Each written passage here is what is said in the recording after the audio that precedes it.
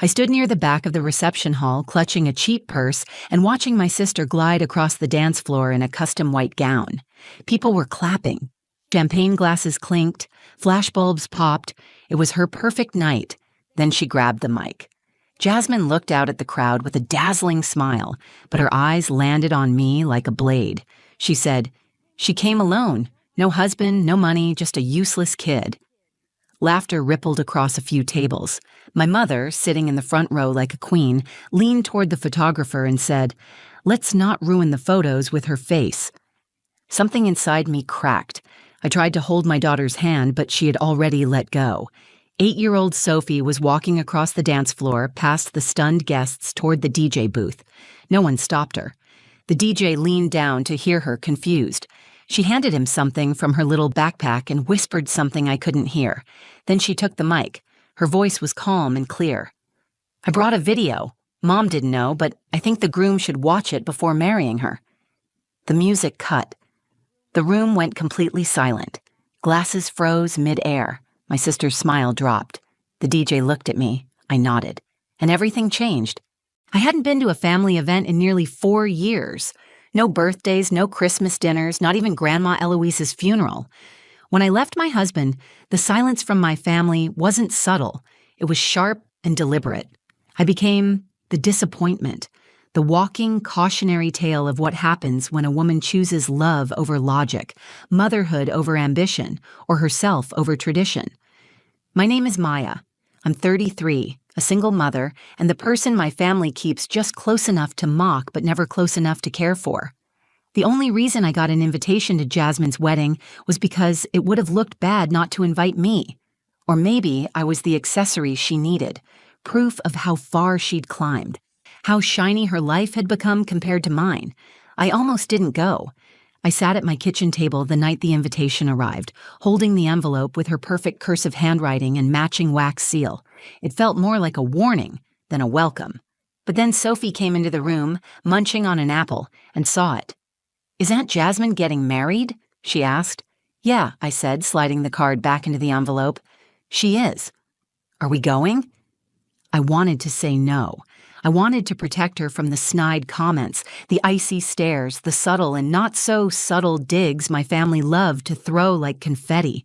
But I also wanted her to feel like she belonged. She didn't have cousins. She didn't have aunts or uncles that visited. And her grandparents had been reduced to people she occasionally heard me argue with over the phone. I didn't want her to think that her world ended with just me. So I said yes. We didn't have much. I borrowed a dress from a coworker and found Sophie a little pink satin dress at a thrift store. She twirled in front of the mirror like she was a fairy princess. I smiled and told her she looked perfect.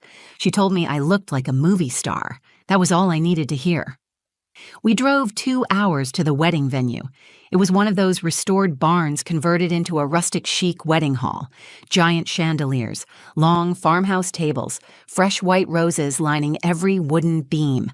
I knew the moment we walked in that we didn't belong. Jasmine wore a couture gown, layered in silk and glittering stones. Her hair was swept up like she was about to walk a red carpet.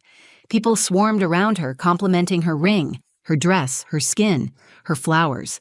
She spotted me across the room, gave a tight smile, and turned away without a word. My mother, sitting at a table full of her church friends, narrowed her eyes at me, then turned back to her wine. No one said hello. No one asked how I was doing. Not one person acknowledged Sophie except to ask whose child she was. I kept my back straight, kept smiling for Sophie's sake, and took photos of her walking through the rose garden behind the barn. She was the only reason I didn't get in the car and leave. When the ceremony started, we sat in the back. I watched my sister walk down the aisle with my stepfather at her side. My father, our real father, had passed away 2 years earlier, and no one mentioned him once. I thought of him constantly. He would have hated this wedding. He would have seen right through Jasmine's filtered version of herself. He would have sat with me. After the ceremony, we slipped into the reception hall. That's when it started. The subtle digs, the not-so-subtle laughs, the glances that said more than words ever could. At dinner, there was no place card for me. A waiter pointed to an empty chair by the bathroom. No one spoke to me except to move their purse or scoot their chair. Jasmine passed by me twice and didn't look once in my direction. I felt invisible. Sophie never left my side. She held my hand. She asked if I was okay. She pointed out a cupcake tower and tried to cheer me up. I smiled and told her I was fine. She looked unconvinced. I thought that would be the worst of it. I thought we would sit through dinner, maybe dance once, take a few photos, and leave quietly. But I was wrong. My sister had one more performance planned, one final act, and when she took the mic, everything we had tried to quietly endure came crashing down in front of everyone. The speeches started after dinner. The maid of honor went first, a sorority friend of Jasmine's, who made a few cute jokes and cried through a story about the time Jasmine saved her from a bad breakup. Then came Nathan's best friend, who toasted the groom's loyalty and told a charming story about their childhood. Everyone clapped, laughed, sipped their wine. I was already planning how to exit quietly once the dancing began. Sophie had started nodding off, her head leaning on my shoulder.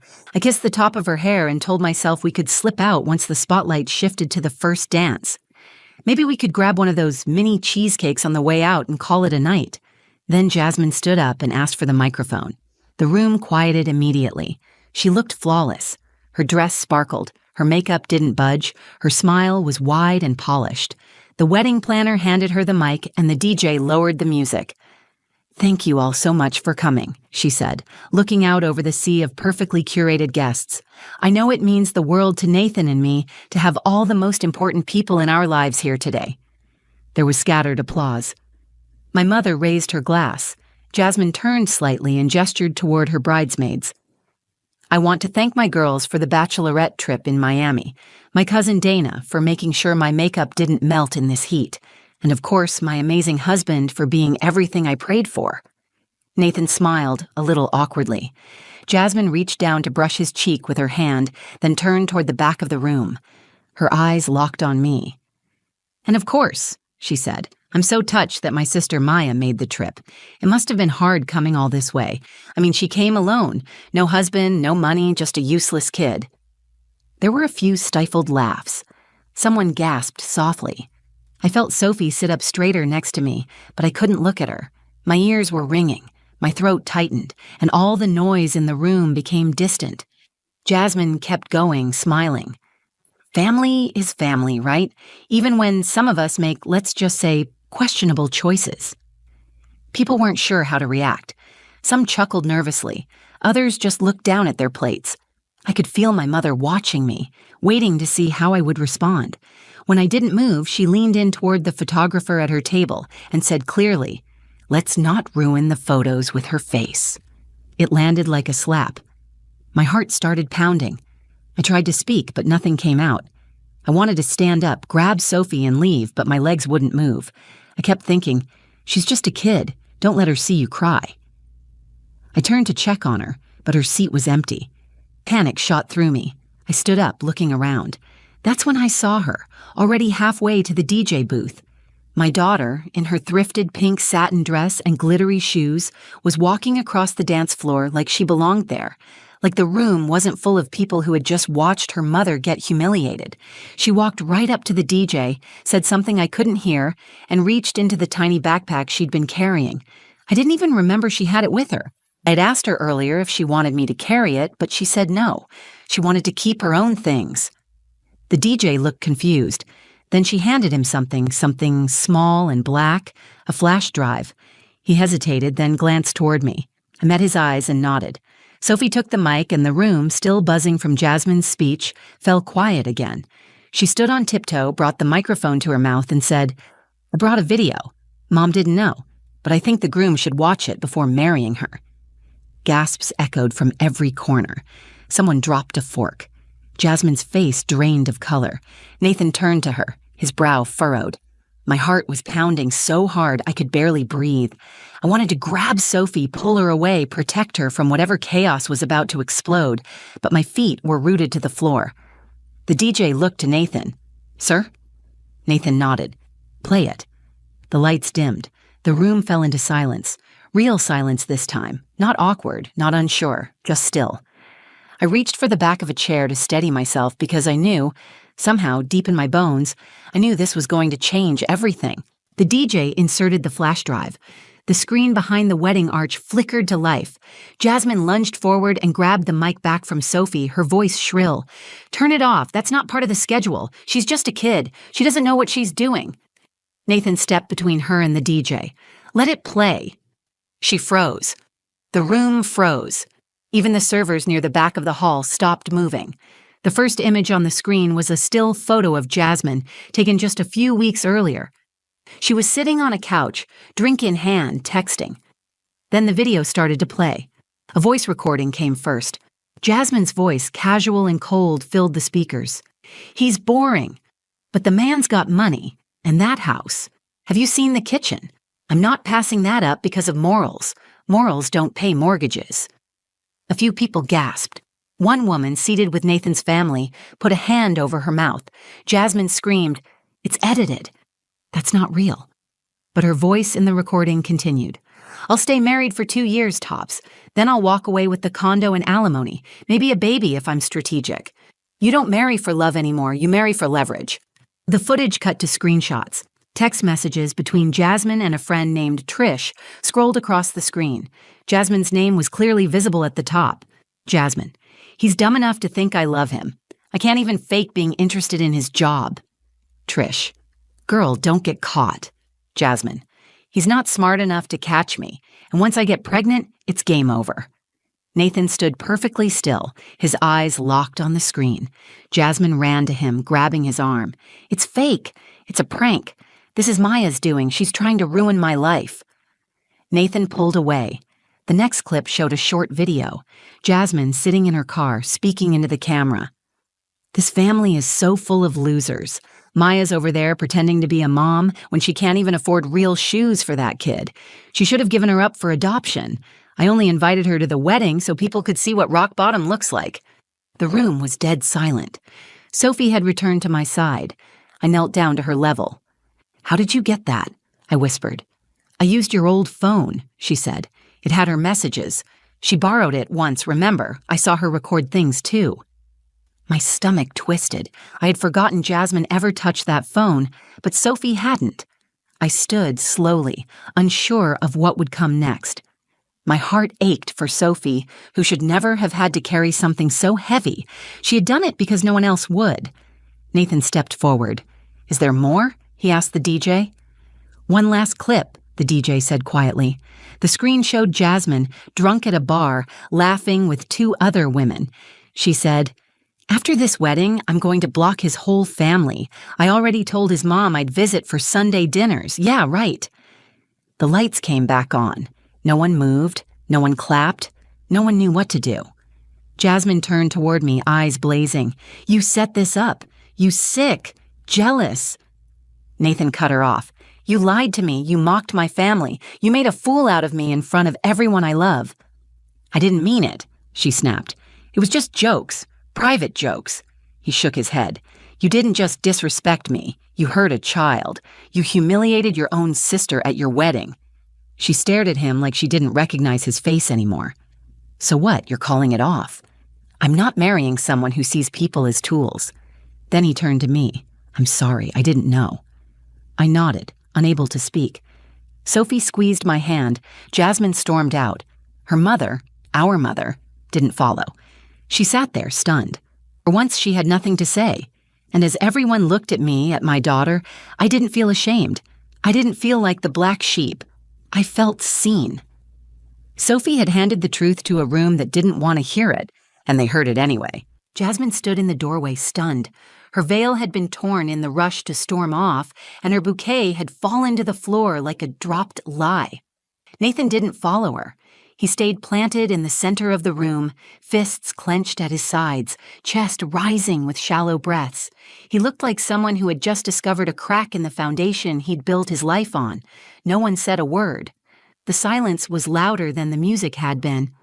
I felt my daughter's hand wrap tighter around mine. She looked up at me, her eyes wide but steady. She hadn't cried. She hadn't backed down. She didn't ask if she'd done the right thing. She already knew. Nathan walked toward his mother's table, where his younger sister sat with a trembling wine glass in hand. He bent down and whispered something. His mother stood up without a word and wrapped him in a tight, fierce hug. Then she walked past Jasmine, who had returned to the edge of the reception hall, shouting things I couldn't make out. Her voice was cracking, unraveling. "Where's Dad?" she called out, spinning in her heels, looking for someone, anyone who might back her up. "Where's Mom?" Cynthia hadn't moved. She stayed seated at her table with her hands in her lap, staring straight ahead like a statue. She didn't defend Jasmine. She didn't speak. She didn't even blink. She just watched her youngest daughter fall apart in front of her guests. Sophie tugged on my arm. "Can we go?" I looked down at her, stunned by her calm. "Yes, we can." We turned toward the back exit, slipping between the tables as whispers picked up behind us. A few guests looked away. Others looked at me with something close to apology. I didn't need their pity. I wasn't leaving in shame. Then I heard a voice from behind. "Maya, wait." I turned around. Nathan was walking toward us, face pale but calm. He stopped a few feet away, careful not to come too close, and looked directly at Sophie. "You're brave," he said. "You knew the truth and you shared it. You protected your mom. That matters more than anything that happened here today." Sophie didn't say anything. She just gave a small nod and leaned closer to my side. Then he looked at me. "I'm sorry for what they did to you," he said. "I should have seen it. I should have known the kind of person I was marrying." "You didn't do anything wrong," I said. "She fooled everyone. I know what that feels like." He gave a small, sad smile. "Maybe this saved me." "Maybe it saved both of us," I replied. We stepped outside into the cool evening air. The sky was streaked with the last hints of sunset, orange fading into blue. Sophie reached up and wrapped her arms around my waist. I held her tight, pressing my face into her hair. I didn't cry. I thought I might. I thought the weight of what just happened would crush me, but instead I felt light. I felt free. Inside that building, I had been humiliated in front of the same people who had ignored and discarded me for years, but I had also watched my child stand up and speak truth with more courage than most adults had ever shown me. And now, finally, I could walk away from all of it with my head held high. My phone buzzed in my purse. A message from my mother. "You should have stopped her. She ruined everything." I deleted it without reading the rest. As we walked to the car, Sophie looked up and said, "Was that okay?" "What do you mean?" Doing what I did. Showing the video, I stopped and turned to her. "It was more than okay. It was right. It was hard, but it was right." She smiled, and for the first time all night, it wasn't the polite smile of a child trying to hold herself together. It was real, confident, peaceful. She buckled herself into the back seat as I started the car. I sat there for a moment, hands on the steering wheel, heart still racing. She had shown the truth, not just to the guests, not just to Nathan, but to me. She reminded me of who I was, of what I'd been surviving, of how strong we both really were. I turned the key, looked at her through the rearview mirror, and said, "Let's go home." The ride home was quiet, but it wasn't heavy. Sophie leaned her head against the window and hummed softly to a song on the radio. I kept my eyes on the road, but my mind was still in that wedding hall. I wasn't thinking about Jasmine or my mother. I wasn't even thinking about what people would say after the dust settled. I was thinking about what it meant to have someone so small, so young, be so fearless on my behalf. When we pulled into our apartment parking lot, Sophie looked at me and asked, "Will I get in trouble for what I did?" "No," I said, turning in my seat. "You did something most grown-ups are too afraid to do. You stood up when it counted. You didn't just protect me. You stood up for the truth." She nodded like she was still processing it, then said, "I didn't like how they looked at you. Like you didn't matter." That broke me more than anything Jasmine ever said. I reached back and held her hand. "You saw it too?" "I always see it," she whispered. That night, after I tucked her into bed, I sat in the kitchen alone. The wedding had ended hours earlier, but my phone was still buzzing. Missed calls from Cynthia, a text from my uncle asking what really happened, a voicemail from Jasmine full of screaming and denial. I turned my phone off and left it face down on the counter. I didn't need to explain myself anymore. Not to them, not to anyone. For years, I carried guilt I didn't earn. I blamed myself for my divorce, for the family's judgment for not being the daughter they wanted. I let them make me feel like a failure because I chose to raise Sophie alone instead of stay with a man who broke me piece by piece. I tried to be quiet, polite, invisible, just to avoid another round of humiliation. And for what? So they could still strip me down in front of strangers like I was nothing? But I wasn't nothing, and I had never been. My daughter saw me as someone worth defending. That truth mattered more than 1,000 apologies that would never come. That night at the wedding wasn't just a turning point for Jasmine and Nathan, it was a turning point for me. I woke up the next morning feeling like I could breathe again. I made pancakes. Sophie added chocolate chips. We danced in the kitchen in our pajamas. For the first time in years, there wasn't a weight on my chest or a knot in my stomach. There was just peace. Over the next few weeks, word spread. Some family members reached out with carefully worded sympathy. Some offered half-hearted apologies. Others tried to pretend nothing had happened. I didn't respond to most of them. I didn't need closure from people who never saw my worth until they were forced to. Nathan sent me a message. Just one. I hope you and Sophie are okay. I still think about what she did. Thank you, we were okay. Sophie started writing stories in a notebook she kept hidden under her bed. One day, she let me read one. It was about a girl with a quiet mom and a loud family. In the story, the girl saved the day. I closed the notebook and hugged her tight. There was no grand reconciliation, no family reunion. Jasmine disappeared for a while.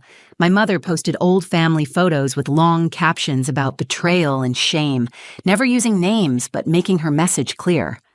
I didn't care. I didn't respond. What mattered was the lesson I took from that night. I had spent too long shrinking myself to fit into a family that never made space for me. I had been surviving on silence, trying to prove I was good enough when the truth was simple. I already was. Sophie showed me that. She reminded me of the kind of woman I used to be and the kind of woman I was becoming again.